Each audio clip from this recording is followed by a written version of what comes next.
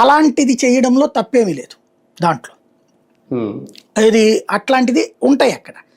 అలాంటిది ఇక్కడ ఆయన ఎక్స్పెక్ట్ చేస్తున్నారు.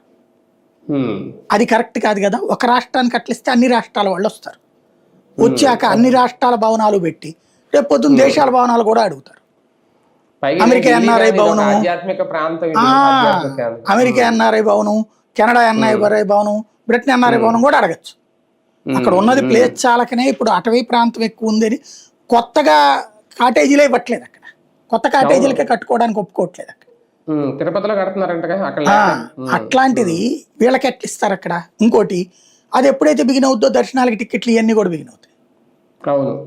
ఇప్పటికే వాస్తవంగా మనకి లేని అవకాశాన్ని మనం వాళ్ళ నుంచి తీసుకుంటున్నాం, వాళ్ళకి ఇచ్చాం. ఏంటంటే మన ఎమ్మెల్యేలతో పాటు వాళ్ళ ఎమ్మెల్యేల లెటర్లు కూడా యాక్సెప్ట్ చేస్తున్నాం. వారంలో 4 రోజులు ఏమో. మరి తెలంగాణలో యాదగిరి గుట్టలు అట్లా ఏమైనా పెట్టారా మనకి ఆఫరు? లేదు. అక్కడ ఉన్నటువంటి భద్రాచలంలో అట్లాంటి ఆఫర్ ఏమైనా పెట్టారా? మామూలుగా మన వాళ్ళు లెటర్ పట్టుకుని వెళ్తే అక్కడ ఏమన్నా ఖాళీగా ఉంటే ఇస్తున్నారు. ప్రత్యేకించి మనకంటూ కోట ఏమి ఇవ్వట్లేదుగా. తెలంగాణలో ఉన్నటువంటి అనేక ఆలయాలు మనకు అట్లాంటివి ఏమి ఇవ్వట్లేదు కదా.